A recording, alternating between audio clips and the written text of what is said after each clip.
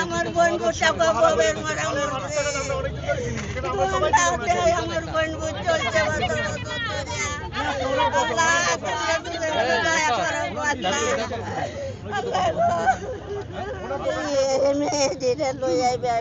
কর্মচারী দেশ চলে